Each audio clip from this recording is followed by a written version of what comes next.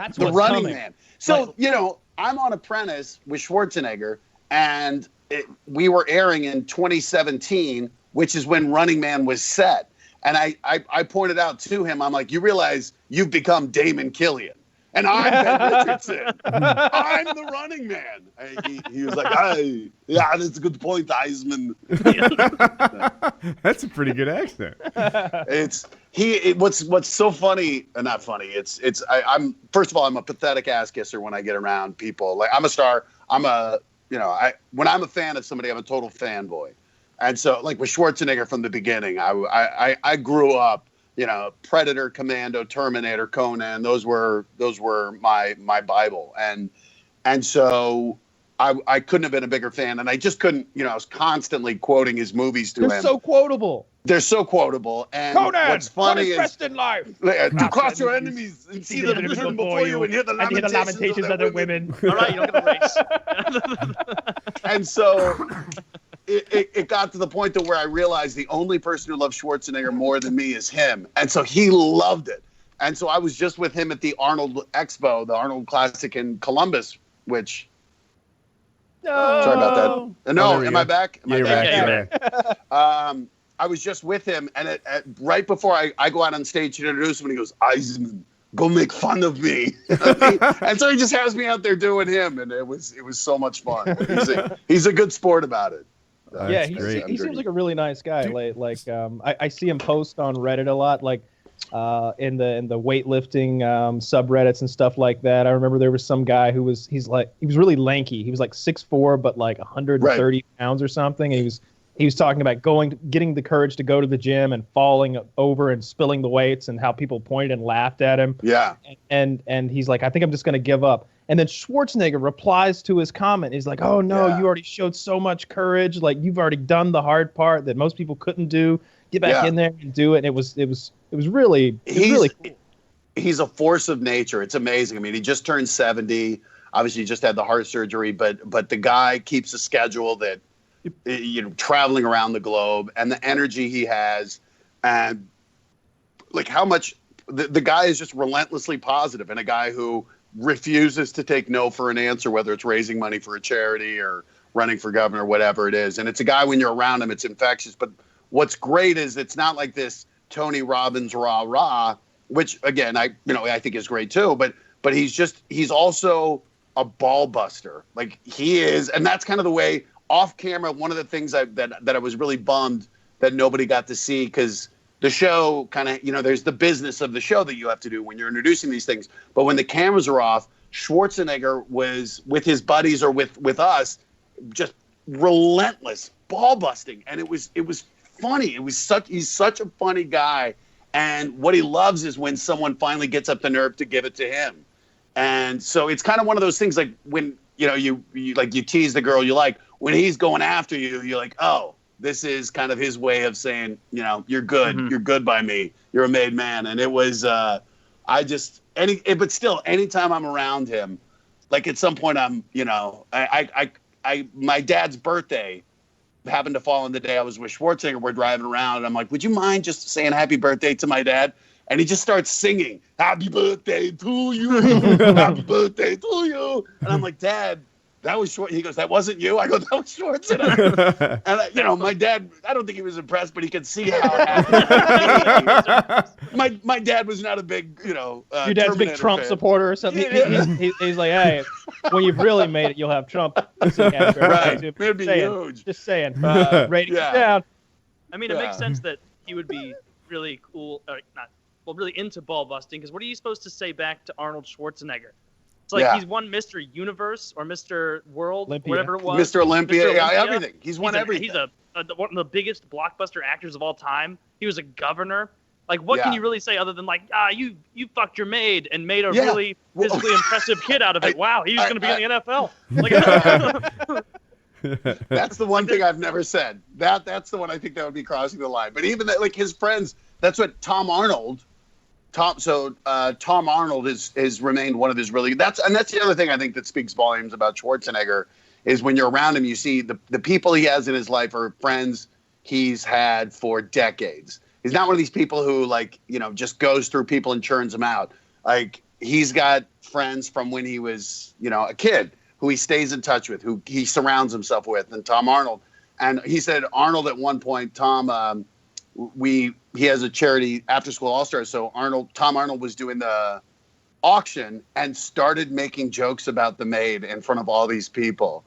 And only Tom Arnold could get away with it. But apparently it was one of those things where Schwarzenegger was, he's still friends with him. But I think that's one of those ones where you gotta make sure you're in before you go to that one. And I'm not there. Yeah, so. I just love the stupids. I've heard Tom Arnold talk about Arnold's parties and how he'll have all these exotic animals there. You'll be at like a house party, and all of a sudden there's like an alligator literally in the kitchen. No. There's At a Tom Arnold party? No, at Schwarzenegger's house. I was just there, and so it's the craziest thing because this alligator's still, and so you could go up and they're like, you can get a photo kissing the alligator. I'm like, you're fucking with me. And I'm like, no, go ahead. And so I go up and I'm like right there, and I'm like, oh my god, this is crazy. And then Johnny Knoxville, who's at the party, comes up and just like pokes me, and I'm just just fucking the bitchiest noise that could have come out of anyone. But he does. Like, you show up, you'll walk up. Sometimes there's a camel at his house, or a bison, or a bald eagle, and he'll have otters in his pool. And this is apparently tame because he was a tank driver in the Austrian army, and at one of his parties he had his tank there, and like you could ride around in the tank. And I'm like, that's the one I want. But the tank now is like at the from like Romania, whatever the fuck. So from Austria, and you couldn't. Obviously there are very strict rules about this, and you couldn't get a tank, even though obviously this was just for his museum. But he was buddies with Bush, and so I think it was Rumsfeld or Cheney had to personally sign an order allowing an exemption for this tank to be imported into America. But that's we're sitting there. I'm sitting with Schwarzenegger at the table, and I'm next to his stunt double from True Lies. And he's telling me stories about how he nearly crashed the limousine in that scene with Jamie Lee Curtis. Yeah. Nearly crashed off the edge of the bridge with Jamie Lee Curtis and James Cameron in the limo. and next to me, Schwarzenegger's talking about meeting Mikhail Gorbachev. And you're just like this guy, it's just ridiculous to think of like all that he's done and the world impact he's had.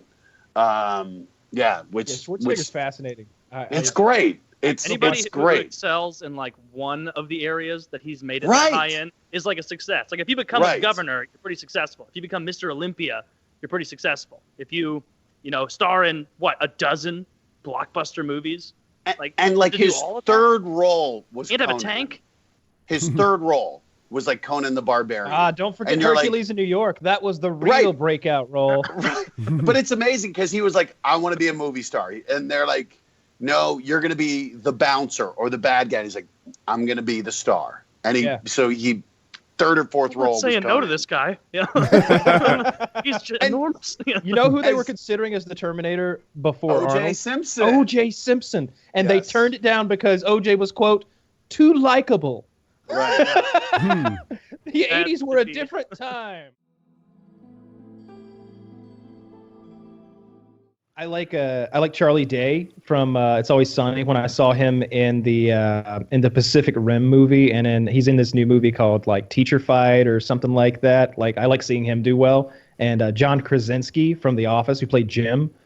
He did that 13 Hours Michael Bay movie last year about Benghazi that did really well and made a bunch of money. And then I just read that he's like writing, producing, maybe acting in like this whole new film so it seems like he's got some I don't know, the ability to do what he wants now. So I like seeing those people do well.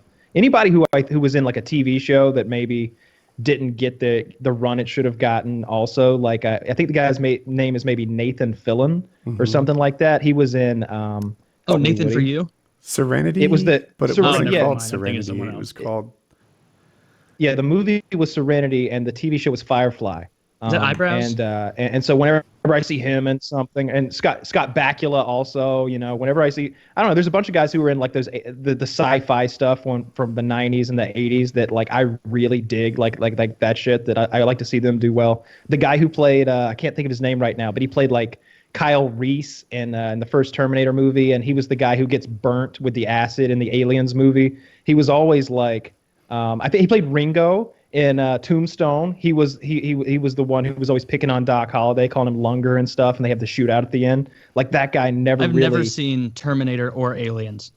You fucking asshole! Oh, that's fucking. Are you serious? Yeah, I haven't seen Terminator before. All right, is it Terminator, good? Look, Terminator is excellent. All right, but you could skip Terminator. You could skip both.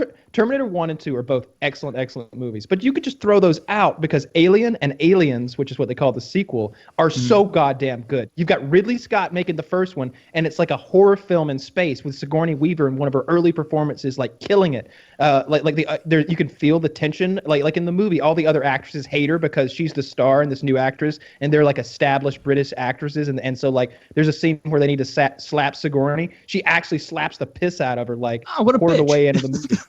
Second movie, like James Cameron goes to Paramount or whoever, and like he's like, I got something for you. He writes Alien on the board, and then he writes an S on the end, and he draws 2 lines through the S for a $sign. He goes, ah?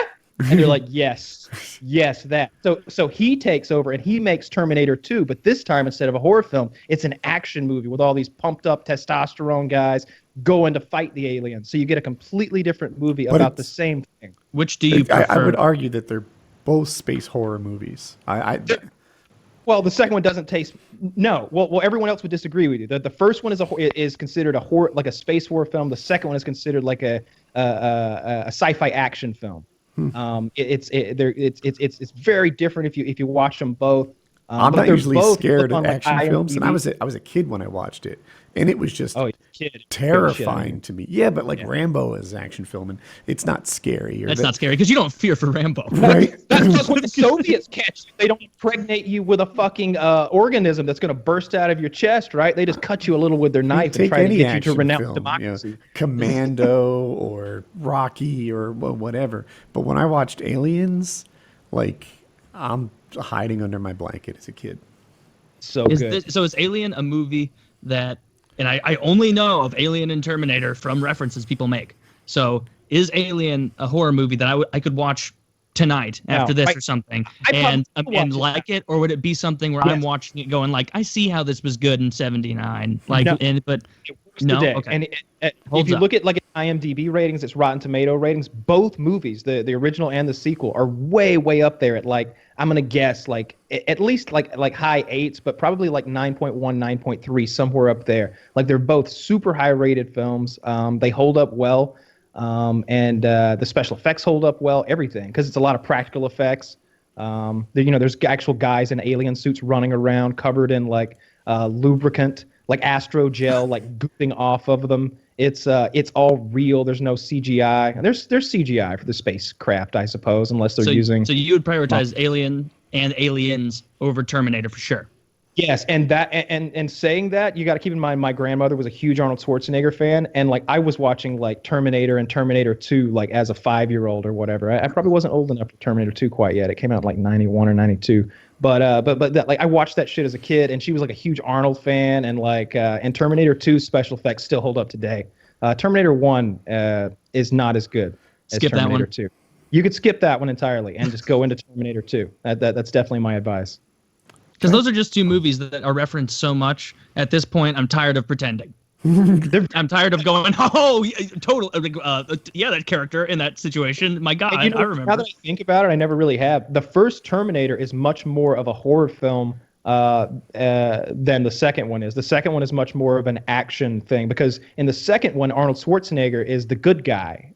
He's a same version of a machine, but he's been programmed to be good. So he gets to lead. He gets to be the big action lead. So it's more of an action movie, and you're often not that afraid for the characters unless things get really dicey. But in the first one, it's a human being. It's that Kyle Reese guy that I was talking about was also in Aliens, and it's just him versus fucking Schwarzenegger. And the whole time you're like, oh shit, is Schwarzenegger here? Well, we're fucked because he's just slow walking, punching through windshields, just a never ceasing killing robot. A smart zombie with muscles. I don't know. Yeah, it's like Night of the Living Dead, but you shoot him in the head and he just gets right back up. I think I know the reason I just never was interested in it is, now that I'm thinking about it, the only one of those movies I've ever seen was I saw Alien vs. Predator in theaters when I was like 14 or 15. That was pretty like, probably good, 14, and I was watching it and I was like, God, this is maybe. And I was like, this is not good.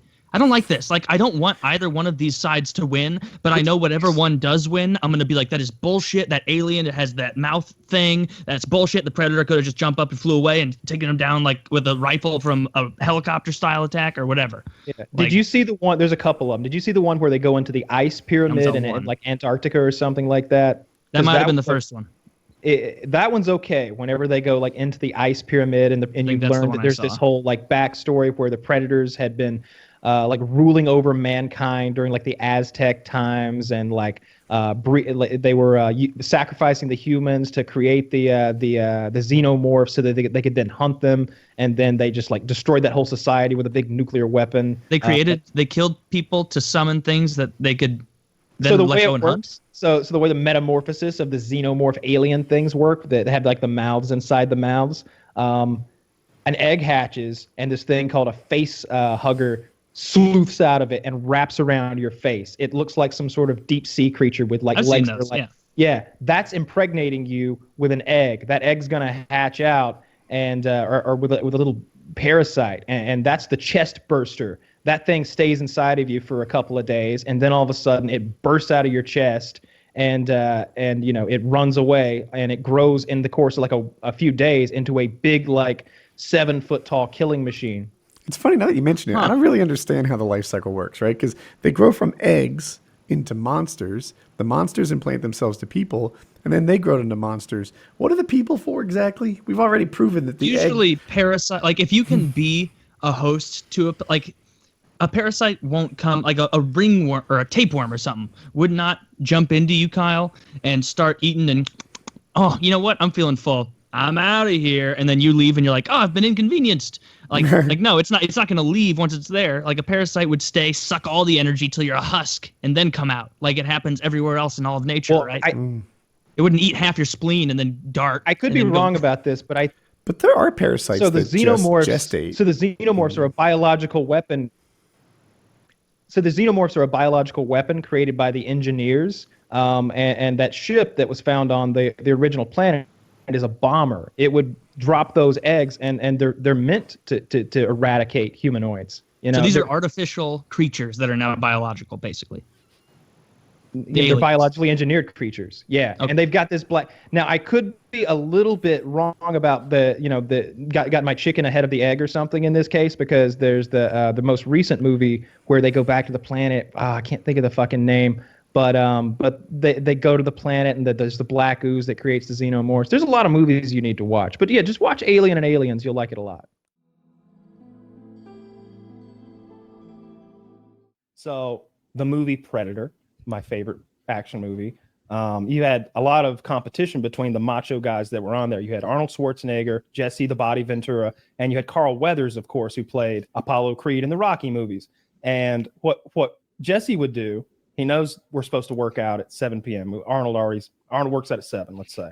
Yeah. So he gets there at 6:45, douses himself with water. So he's dripping with sweat when Arnold gets there. And he says, oh, you just getting here? Been here for 3 hours. And then he does his workout, just begins it. Mess with Arnold's head. Carl Weathers says, y'all work out? Huh. I just look like this. That's right, Carl. But then Carl Weathers has to sneak away to work out. He doesn't just look like that. That's right. That's right. I know where this is. There's just three meatheads. Just three meatheads trying to one up one another is just so silly. Who has the biggest biceps? I'm sure Kyle knows that story. Great story. Arnold, of course, gets the information from the wardrobe person that he knows everyone's arm measurements, and so he challenges Jesse. He's Jesse, you know, we should measure our arms, and the winner gets a bottle of champagne. And Jesse's like, yeah, Arnold, that's a good idea. Let's do that. Arnold knows the measurements. Yeah. What happened? I think if I have the story right, he put out some misinformation like, hey, everyone, I've got 18-inch biceps. Man, I got the biggest biceps out here, 18 inches. They're really like 25. So Jesse hears this knowing that he has like 21-inch biceps and is like, fuck, I've got bigger biceps than Arnold. So Arnold is like, we should measure biceps. Winner gets champagne. Sure enough, he's been lying about his bicep size. What a snake. I've been had. I've been had. I was misled, and I'm now a fool. That's such a good accent. Taylor's got a good impression, bro. Oh shit, that's a good impression. I was telling them the shitty thing they would more. do. Jesse would show up, like Arnold works at 7 p.m. Jesse shows up 15 minutes before Arnold and covers himself in water to look like he's dripping with sweat, and he's been there for hours. And then he begins his workout, so Arnold can watch him just do it. So it looks like he's doing 6 hours of workouts. The other guy, what's the other guy? I just said is Carl Weathers, who plays the black guy, goes, "Oh shit, y'all lift weights and shit? I just look like this." Yeah. He doesn't just play a black guy. It'll surprise you. He is a black guy. Yeah. By the way, Kyle, I looked it up. You were right. Uberreem did beat Mark Hunt. KO'd him Mark with a Hunt knee. had it. Yeah, he had a. I can't think of anyone else who got punished by more cheaters in the UFC and hurt by more cheaters using steroids than Mark Hunt. He paid the price time and time again, being in the heavyweight division and getting hit hard by the strongest men on the planet, using all sorts of drugs. And to be fair, though, he is a New Zealander, man. He was a New Zealander, and those guys are tough as nails, bro. Like outrageous. You wouldn't guess by the way they sound, but they are. Yeah. It's like those accents are just kind of like a dirty or like a tough England is how they sound. Have you ever seen their football? Their AFL. They have their own football league. Australia. Like it's Australian football league, and it's just it's nuts. Like is it the same as our football? No, I mean kind of, but it's it's closer to rugby, a little bit more brutal. It'll never make its way over here. That's what Volkanovski did, right? Wasn't Alexander Volkanovski, who is the champion at 145 pounds, used to be 220-pound fucking football player. And really? So now he's this little brick shit house. It's like 5'5", and he is a problem. He fought the 155-pound guy and came so close to beating him that everyone a lot of people think he beat him. And he dude, you showed me a picture of that guy. You showed What's me his a picture name of this again? guy. I still recall Alexander Volkanovski. Like that guy on the right. Like if he stands totally still, like imagine trying to move that guy. He's like what? He's 5'4", 5'5", so his center of gravity is lower than yours. Like you're not going to knock that guy over. Is a tank. Guys who are all muscle like that really do well with weight cuts. Like if you have any fat on you, I don't know the science behind it, but it's pretty difficult to dehydrate your fat. But people can get the water out of their muscles really effectively and just weigh 145 for 10 minutes. Just look how stocky he is in that, man. And in his AFL gear, I believe that's his AFL or his rugby gear. If you want to be a fan of if you're looking for your guy, this is the I'll fight anyone, anywhere, anytime guy. This is the guy who honestly doesn't give a shit, and he happens to be the smallest guy. And he always backs it up. They were like, would you fight Connor at 145? He's like, 145. You're never making that weight again. I fought him at 155. Would you fight him at 170? Fuck, I'll fight him at 200. I don't care, mate. Like he doesn't fucking care. He's just like, I'll gain 60 pounds of muscle. Fuck you. No, he'll give him the weight. He's saying, bring Connor as big as you want Connor. I'll show up and whip his ass. This is the type of dude that was Connor. Made for this shit, though. You know what I mean? Like his mind, his life, everything has just led to him being a fighter. Both of these guys are two. Adesanya is on the left. He is. I really dislike him. Why? He's steroids. He's the guy who's fucking cringy as fuck. Yes, but that's not why. He's cringy. Dude, as fuck. credit Zuckerberg real quick. He looks good. Like, bro, Zuck looks wild. Dude, Zuck would fuck up Elon Musk at this point. Oh yeah. We're talking about fighting. I think Zuck beats me up, no problem. Zuck beats up a lot of people. Dude, he's like a blue belt, isn't he? Yeah, he's a blue belt, I believe, which is like not. He's a little easy guy.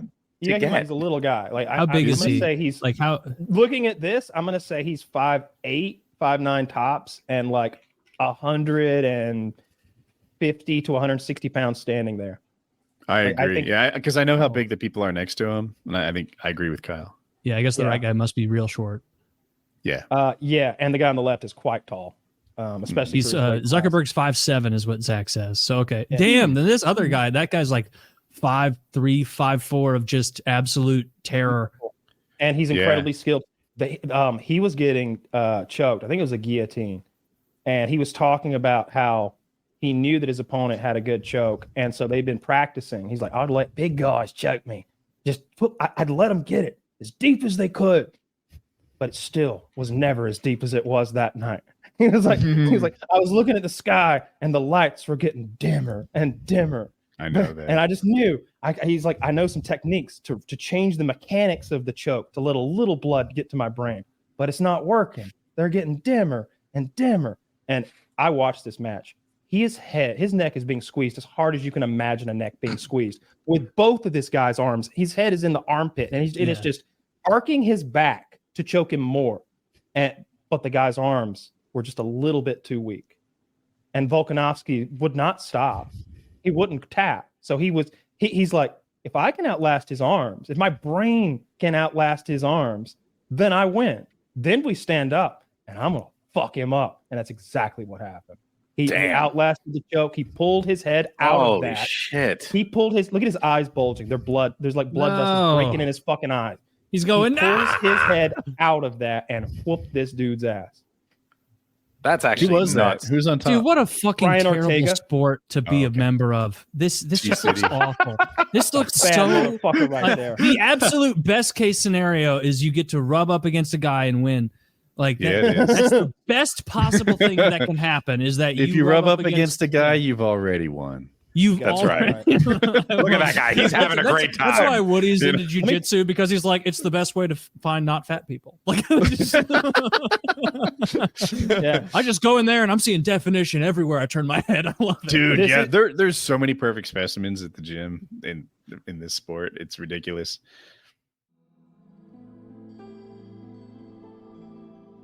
Actual like vintage VHS that I was just given. So it's mileage. Yeah, movies. A ton, like mostly horror. A lot of Arnold Schwarzenegger movies, like True Lies, stuff like that. Commando. I think I got Predator, all the Nightmare on Elm Streets. You're speaking my language now. I love that Arnold Schwarzenegger shit. Like whenever I the other day I was watching like movie trailers with somebody and I showed them the trailer for Commando because it's so fucking absurd. Anybody who's listening to this right now, if you got a moment, you've never seen the Commando trailer, just watch it. Like as you're watching it, you're like, wait, but why? even watching they're like it starts off and it's like it's one of those classic trailers where there's a voiceover and it's like he's the most dangerous killing machine on the planet, trained in this and that and the other, and they took his daughter. And then you're like, wait, why would they ever do that? Why would they? Because there's like there's like a video of Arnold walking and he's got a log on his shoulder that he's nonchalantly walking with that has to weigh like 1,000 pounds. Like it's like a log that you would see on a logging truck, and he's just like walking with it, and they kidnap his daughter to like force him to assassinate somebody, but they already had an army of like henchmen and like 5 or 6 like badasses themselves, and it's like they could have killed that guy they wanted dead without ever involving Arnold Schwarzenegger and pissing him off by kidnapping his fucking daughter. Like he's like the world's most dangerous man who has retired to the wilderness to like carry logs and raise his daughter by himself, and it's like but then they took his daughter, and it's just like the guy's trying to blackmail him. He's like, "You're gonna do what we say, right?" And Arnold's just like, "Wrong," and like blows the guy. Literally, he's nothing but one-liners. He's like, "Wrong," and fucking blows the guy away. And then it's nothing but a montage of him. That's where that famous GIF comes from of him like putting the black camo on, putting the big knife. Predator. I thought that was no. It's Commando. Predator, yeah. He's got grenades bristling off of his chest. He's got the full like striped camouflage all over him, the big Commando knife. Like he's got 3 guns like, inexplicably, and he's like storming an island by himself. And there's literally scenes where he's just got a big belt-fed machine gun, shooting it with one hand, and standing in the open, and like there's like. He's just like mowing dozens and dozens of people down. It he must kill 100 people in that movie easily. It's the same movie where He's like hanging the guy off the cliff by his foot. He's holding a grown man by with one hand, holding him upside down by his foot. He's like, remember, Sully, when I told you I'd kill you last? He's like, yeah, man, that's right, you did. I lied. He just drops him off the cliff. There's a part where like he's in a Porsche, and he's so big that he doesn't fit in a Porsche. So he rips the driver's seat out and he sits in the floorboard, but his shoulders are still at an appropriate level for a car. So he's just sitting in the floorboard of a Porsche driving it, and he wrecks it. So it flips over upside down. So he just gets out and flips a whole Porsche over like barehanded back onto its tires. It's like fucking great movie. It's nonsensical as fuck. Can Schwarzenegger hold a man by his foot? Yeah. That man in particular, he could. It was a tiny man. Okay. Yeah, I think that man in particular, he probably could have. Like if it was like 140 pounds and he's just like... That's what he looked like. It looked like a little guy. Yeah, I think he could do it. Not for a long time, though, but he could do it. Not for a long time, but long enough to do that shot, I think he could have. Long enough to get not like out. Like Bill Duke is also in that movie. He's the black guy from Predator who's always shaving with no shaving cream. Mm-hmm. He's a big dude. He's also in Commando. And so is it's not... Is it Jesse? It's not Jesse Ventura. It's some. He's in Predator, dude. Yeah. It's some other dude who's got an Australian accent. Yeah, it's a good movie. It's not a good movie. I take it back. It's a movie. Those are the best movies. You guys, everybody listening, should also watch Cobra with Sylvester Stallone. I'm not going to tell you much about it other than he's got a fucking match in his mouth the entire movie. He's match guy. Mm-hmm. You know what his best line in the movie is? What's that? You're a disease, and I'm the cure. Yeah. And then he kills the guy. Yep. He kills the guy. When he's trying to like get all the bad guys in that movie are like, they have no like motivation. Nope. They're just insane. It's just like there's an insane street gang called like the Axemen who are just randomly murdering people with axes in the streets of LA. And he rides around in this like, I don't know, like 1930s, like gray fucking car that's all chopped out and lowered and stuff. And he's just constantly like just bullying people and just being weird and just killing people. Are you guys watching Loki? I haven't watched the second episode yet. I meant to, but today's been busy. I know, man. I meant to watch it before the show, but I couldn't catch up. I won't spoil it, but I'll just say this. I think it was even better than the first episode. Sick. I look forward to it. Yeah. I'm glad they finally got a good show because, you know, I didn't like WandaVision and Captain America was passable. So I think that they're doing a pretty cool thing. Someone said it on Reddit, and I like the way they phrased it. They're like, these are side characters in the Marvel Universe. Well, Falcon, is that his name? The Winter Soldier, Bucky, Wanda, and Loki. Vision. But in Loki, they're all sort of side characters. None of them are the Thor, Captain America main guys. But to give these side characters TV shows instead of failing movies, I'm in it. I like it. And you get the extra time to sort of learn the side character. We're going to know more about Loki and Wanda and all those guys than we would have in a movie. Yep. I agree. It's really good. It's the perfect way to flesh out characters like that. We have found that TV is just infinitely better than movies for most things. Next time they want to like introduce a new character, instead of coming out with a Captain Marvel movie, give me 10 episodes. I'm in. I'll watch. I think they're going to introduce some characters in this Loki show that will then be part of the Thor movie. This isn't my own original idea, but I know Kang the Conqueror is kind of part of the current storyline that we've got going on with Loki, and also may be part of the new Thor film. So I hope they do that. I hope they throw in some new characters, then we get to meet them for the first time in the Loki show, and then they roll that into one of the movies that's coming up. Out of the movies that are coming up, I don't give a shit about Ant-Man. I never have really enjoyed that. I thought Ant-Man and the Wasp was lame as fuck. Yeah. And I talked to somebody who knows that guy the other day. What's his name? Paul Rudd? Paul Rudd, yeah. I think of Paul Rudd as the nicest guy in the Marvel universe. Like he just like maybe Robert Downey. I don't think, to me, he seems like the guy who would be most personable and most actually nice in the real world. They're like, he's the biggest piece of shit. Get out. They're like, he's the biggest piece of shit. They worked with him on the Ant-Man movies. They're like, such a scumbag. And I'm just like, scumbag shocks me. Like that's different than rude or impolite or short-tempered. I don't know. Maybe that's one person's opinion. Maybe they just rubbed each other the wrong way. Paul Rudd actually just like fucked his wife or something like that. Like, it was a girl. Like she had worked. She does work in the Marvel stuff. She does like stunt double stuff, and so like she had been in the Ant-Man thing, and she was just like, I've worked with him twice. He's a piece of shit.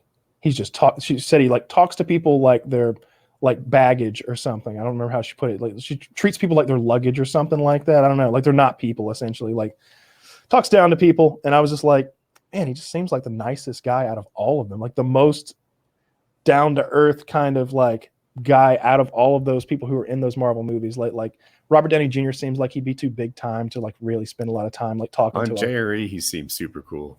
He did. He absolutely did. But like, he's there with Joe Rogan, right? He's there. This isn't candid camera, exactly. Yeah. Right? He's there with a guy he respects and he knows everyone's watching. Yeah, I feel like Joe Rogan in real life. Like if you saw Joe Rogan like somewhere in real life and you're like, hey Joe, I feel like he'd be like cool with you. I feel like he would like talk to you. I can see that. As long as you weren't like super weird about it. Joe Rogan's only a dick when people are dicks to him. Right. Yeah. Otherwise, he's pretty nice, pretty cool.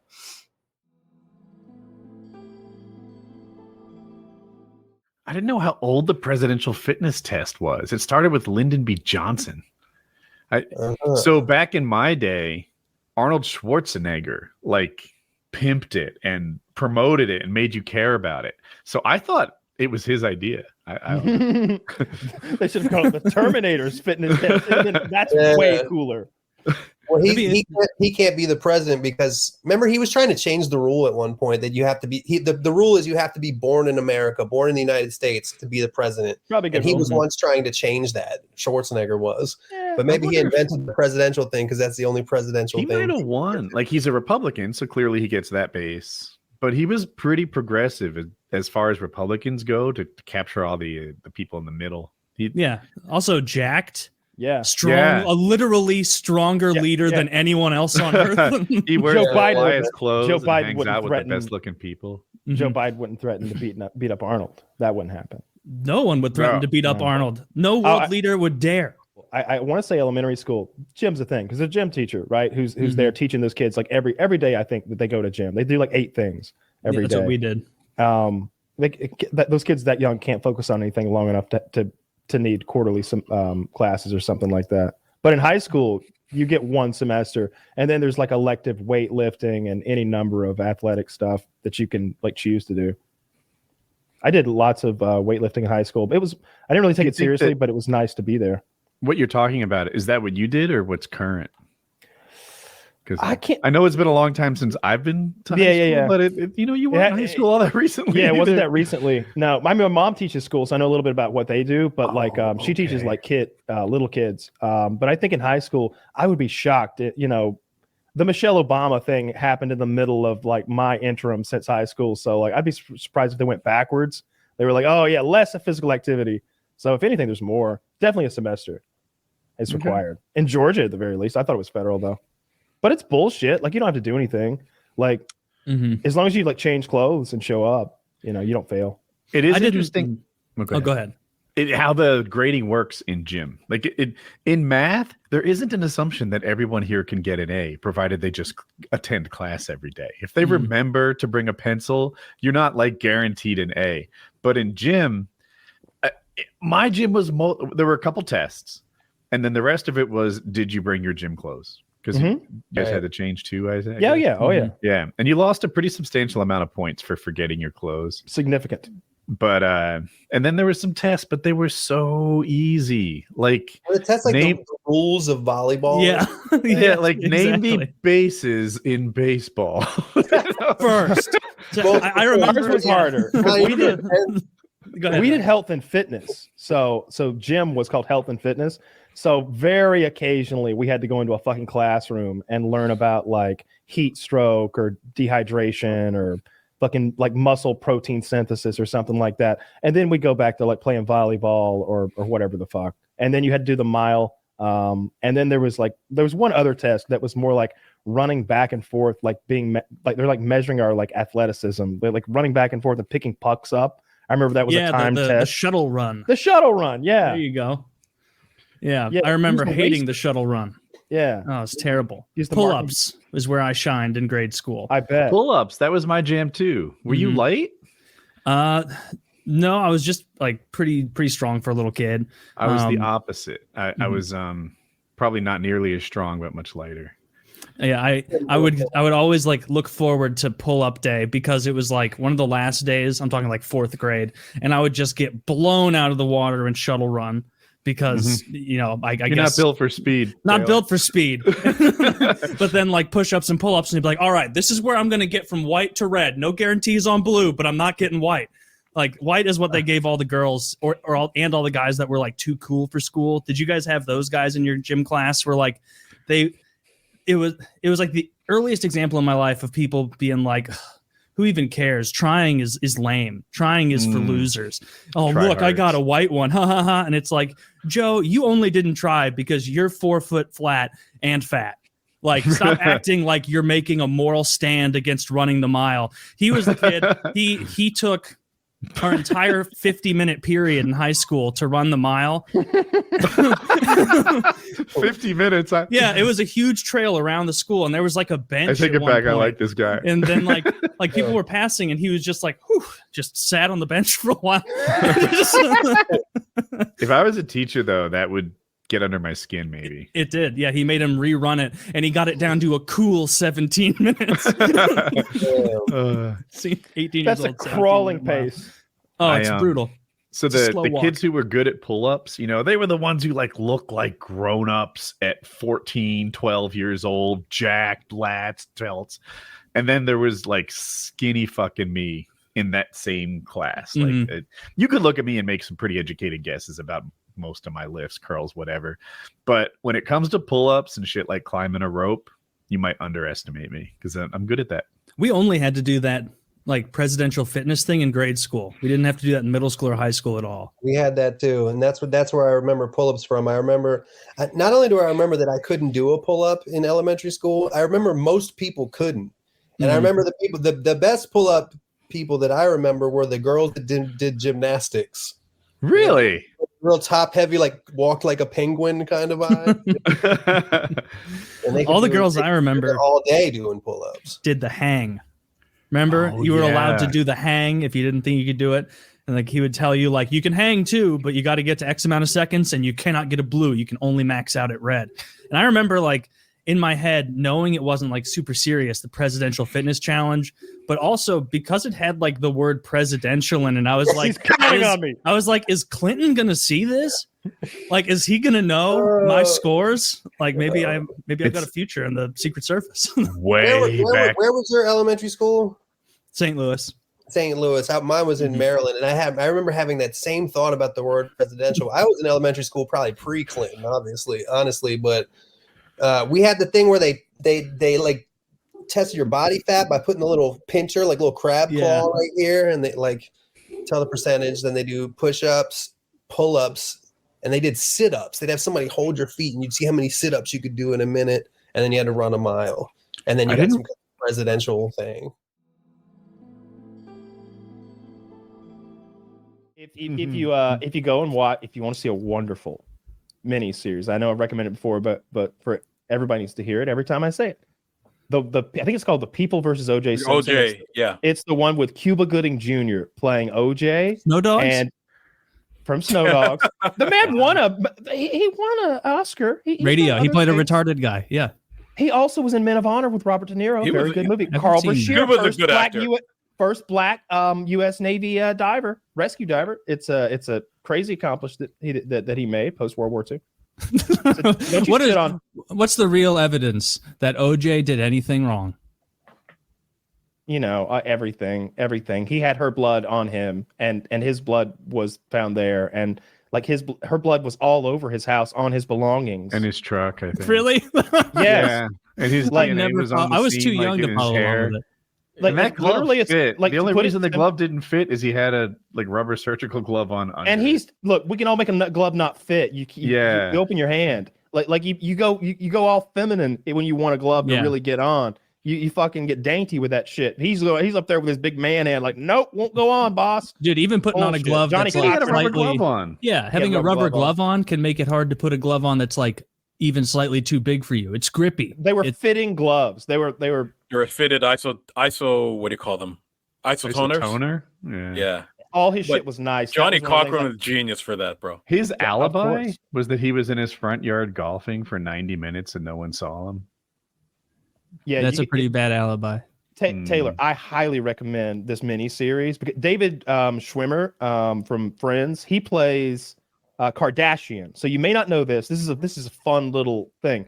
Kim Kardashian's dad was OJ's best friend. Okay, like those families were intertwined, and so they're present in this during the whole thing. And so David Schwimmer is Kim Kardashian's dad, and he plays OJ's best friend. And as the thing goes on, he's starting to be like, "The fuck's going on here? Wait a minute, what the fuck?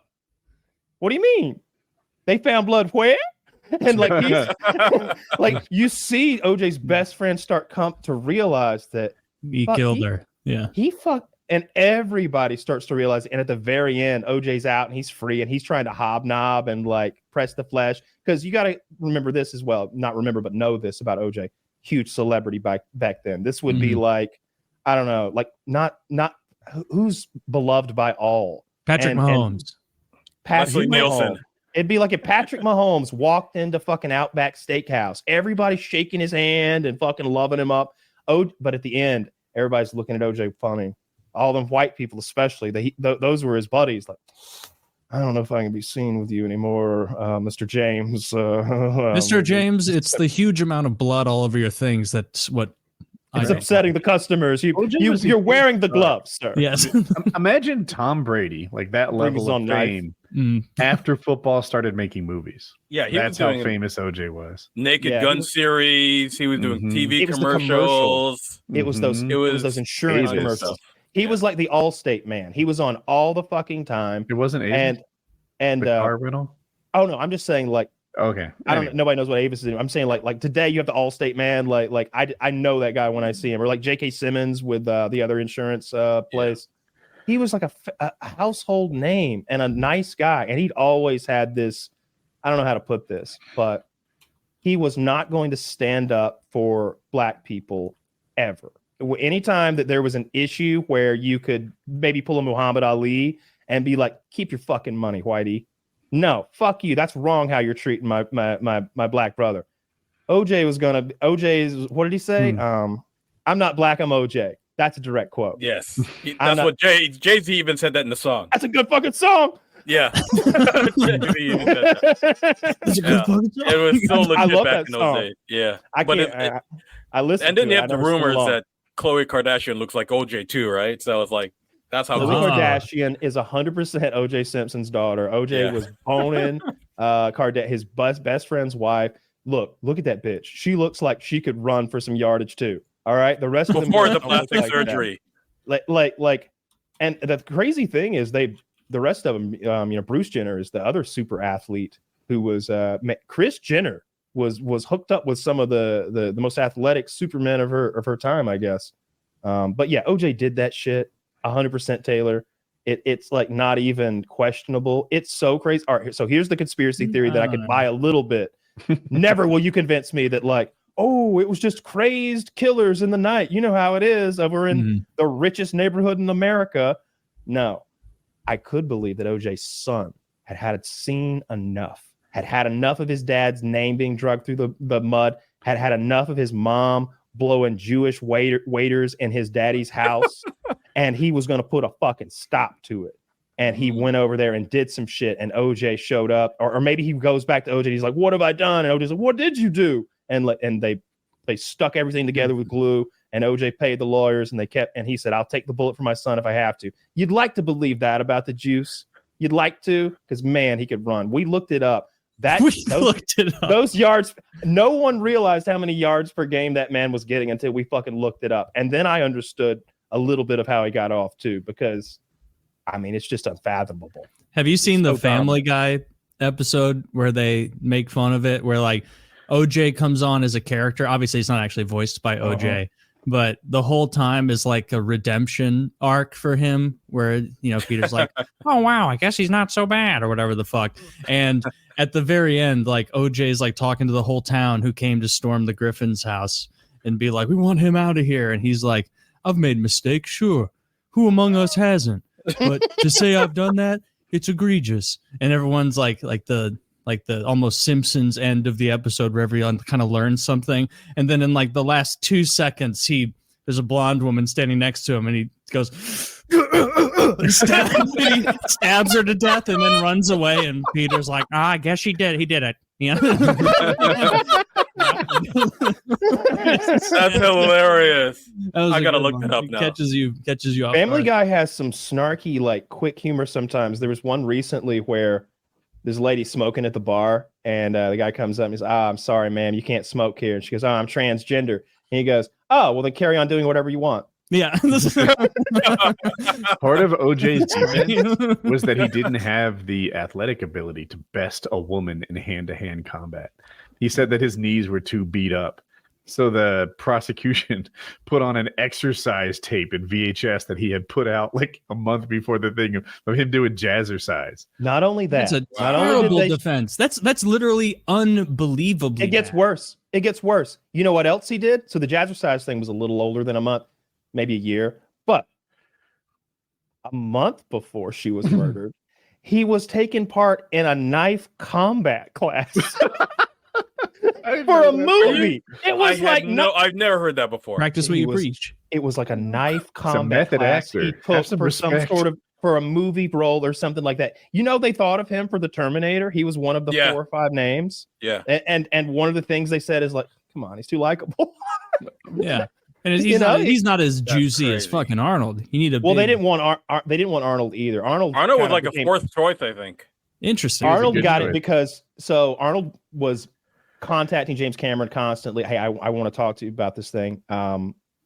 Or his people were. What it was Arnold's people were contacting him. Arnold didn't want it, and James didn't want Arnold, but they got kind of forced to a meeting where they both intended to kind of push the other off, but they inadvertently won each other over in that conversation. But originally, the Terminator, if you think about it, is supposed to look like a regular dude. He's an infiltration model. The idea is the Terminator slips into your group. He's just that dirty guy we found on the road. Yeah, he lost his family to the monsters too. Yeah, you set you up in here, buddy. Here's your bunk. Showers down the hall, and then that night he's just walking bed to bed, fucking killing people with his fucking fingers, stabbing them in the eye. But Arnold showed up. He was supposed to be like the little kid in Screamers. Yes, exactly. Screamers, a great movie. Yeah. Arnold is the worst undercover guy ever. He's very obvious. He's huge. It was supposed to be Lance Hendrickson for that role. No idea who that is. Never heard that name in my life. He's a great actor. He's in tons of action and sci-fi. He even had a TV show on Fox in 1999 called Millennium. But he's the Lance is the android from Aliens. He's the synthetic from Aliens. Alien, all of them.